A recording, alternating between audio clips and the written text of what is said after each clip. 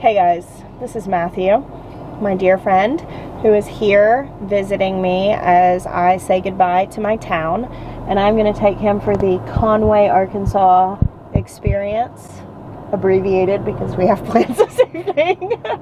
And I'm going to go to my favorite restaurant, go to a couple places that I probably won't go to again before we move. You ready? I'm ready.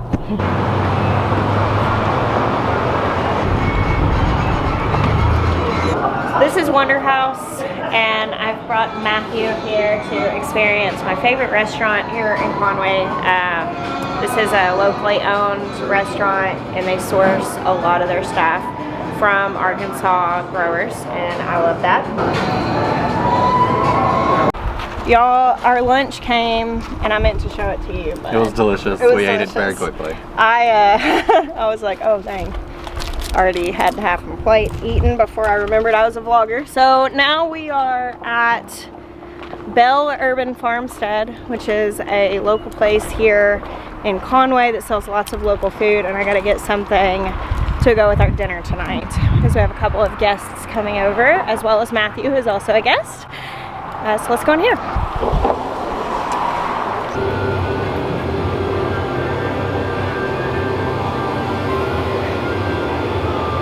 Hey, check this out.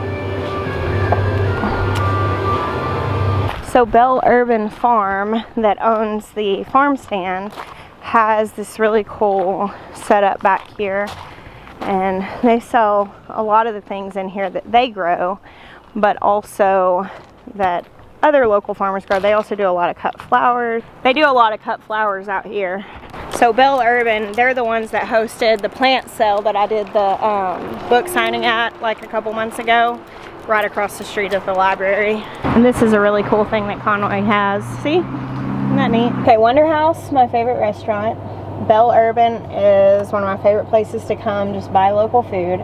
And the last place I'm going to take you is my friend Katie's place called Brothers Honey, and we're gonna go check that out. One of my favorite little places to go and buy like gifts and also local honey.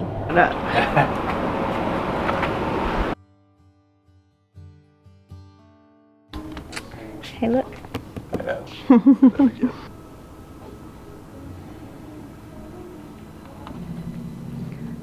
So yeah, they make a place for beekeepers from all over the state to sell their honey. So most all the honey in here is Arkansas. So it's creamed honey, like whipped. Yeah, creamed honey is like whipped, crystallized honey. It's really good for like spreading on things. Alright, so for you local folks, I will be doing a book signing here at Brothers Honey on the 24th of July. I'll put a link to the Facebook event down below. It's going to be a couple hours in the afternoon, but it's going to be an all-day event here. I'll be here signing books for a couple hours in the afternoon, and I'm so excited to be able to meet you guys. It's actually our last thing that we're doing here. That's our last weekend here. We're leaving the next week, and my stuff is actually leaving before then, but I'm going to be staying at my dad's house that weekend in order to do this book signing. This store is owned by some very dear friends of ours, and I wanted to have one more chance to get to connect with some of you local folks before we hit the road to South Carolina. All right, we are home. It is now evening. It is a balmy 96 degrees Fahrenheit. What is that, 35 Celsius, I think? And I'm gonna come down here. Matthew is shooting some video down in the garden. He's putting together a really pretty video of the garden. You guys, I'll put a link to his channel down below. The Southerner's Northern Garden. Are you getting some good shots? I think so. There's a spider on your zinnia over there. Ooh, nice. You know, I like that. Life. That's right. It is really beautiful out here. They're really pretty. Yeah, I was noticing out my bathroom window this morning that the dragonflies were really starting to congregate. Months ago, I put in a video, I told everybody that I was trying to plant this zinnia bed for my friend Matthew. This is my friend Matthew you guys have been hearing about for a very long time. Very long time. Matthew, who sparked the love for David Austin roses in my heart. He bought me my first David Austin roses years ago. And, Hummingbird moth. oh, yep, sure is a hummingbird moth. Hope she'll come back. I'm not, oh, really? There it is. Life. But Matthew is a very knowledgeable gardener, flower gardener. Ornamental mostly. He does grow food also, but primarily ornamental, and has really been teaching me a lot. I've learned a lot about ornamental gardening from you, and he's still schooling me, so he's going to help me turn Roots and Refuge 2.0 into a beautiful space, and I'm going to need it. Because I did try to make a full lovely zinnia bed, and here we are. Do you think it's because I let the sunflowers grow because it's really under the sunflowers that the zinnias didn't grow? Maybe. This year was a little weird with the weather being colder than usual. Yeah, I think that definitely attributed as well. Just getting it sealed. So what are your thoughts seeing the garden in person? Well, it's much smaller than you think. Yes. It looks very big on camera, but it's also a great space to grow a ton of food. It's really exciting to be here. Yeah, so the garden is actually 70 by 120, I think, total. So like 70 this way and like 120 or 130 this way, I can't remember. But wide angle lenses do make things look expansive. Our farm here is 4 acres and then the property next door is 3. So it feels massive on screen, but actually everything's kind of close together. Yeah. And the garden, you know, these beds are 48 feet, which that's a long garden bed, but it's not nearly as massive as it looks on camera. Everybody says that when they come here. More space than I have. Yeah, yeah, well, I'm not this close-up lens. I'm using this camera still, and it's just like, it feels so close. Oh, it feels yeah, so close. It's like a wide angle. I was actually, this morning, I was editing the vlog. You guys today, I don't know when you're going to see this vlog, but you just saw Maya's first vlog in South Carolina today, and I was showing Matthew the entryway that Maya built and getting his input on what I should do for the landscaping there. Yeah. And his suggestion was hydrangeas. Hydrangeas are always #1 choice. That is always his suggestion. But I think I'm going to go with that. That sounds really beautiful. Yeah. And I'm going to have him really walk Jeremiah through some drip irrigation tips, because he knows drip irrigation is very important for any type of hydrangeas you want to do. Because they love water. Hydra. Yeah, exactly. Hey, I did okay with these zinnias. I really can't take credit. These are all volunteers.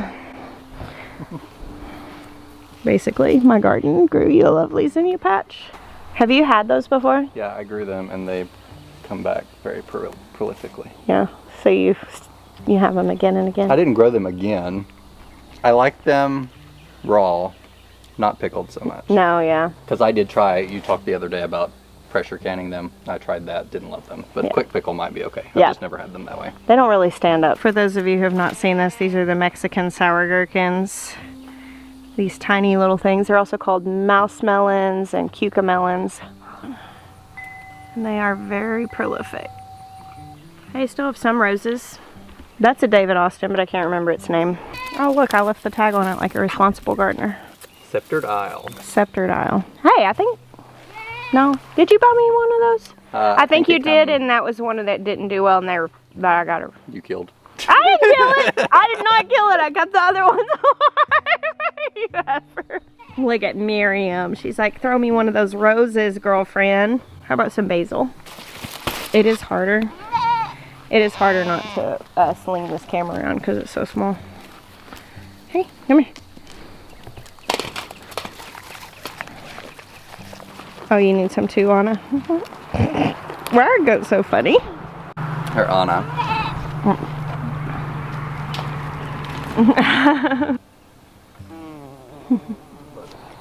You know what else is good about the sunflower? It was a volunteer. Didn't even plant it. It's covered in bees. This is a happening place, the sunflower.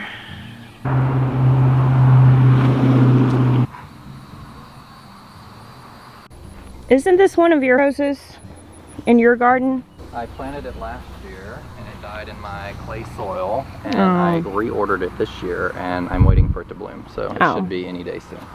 I know you had it. But I do love orange and yellow roses, especially. Lady of Shallot. Yep. Or Shallot. It's Shallot, I think. Every time I say it wrong, so don't listen to me. Oh my goodness, I'm down here filling up on all of these garden snacks while Maya is making dumplings inside. These are sweet.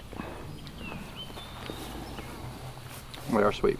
Well, you've got to squeeze in a little visit to Roots and Refuge before 1.0. On the 1.0 before it changes hands and we move on. What are your other thoughts? What would you say?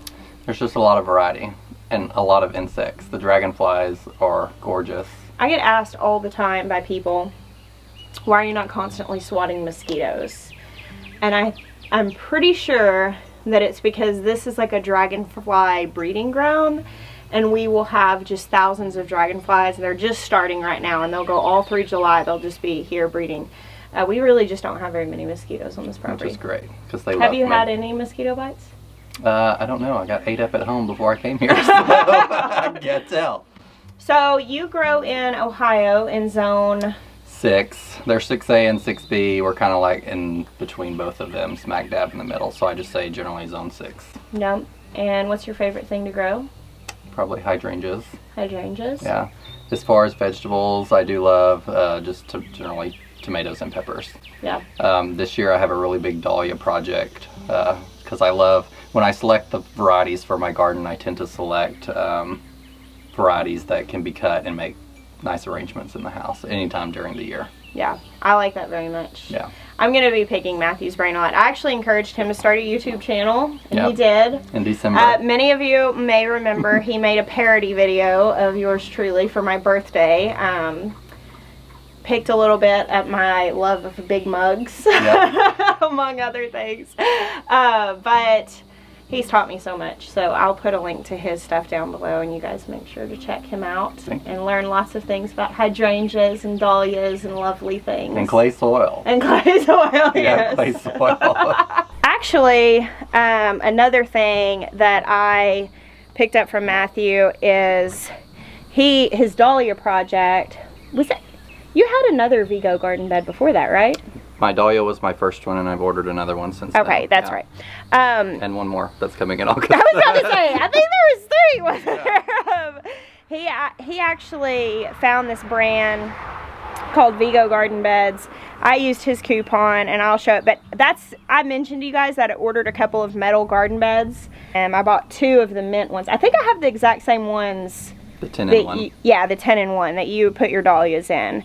But I wanted to be able to quickly get a gardening space up to get some food going for this season. Because we'll be moving there right about the time that you really need a plant like a fall garden in zone 8 where we're going. And so he has raved about the Vigo beds. Yep.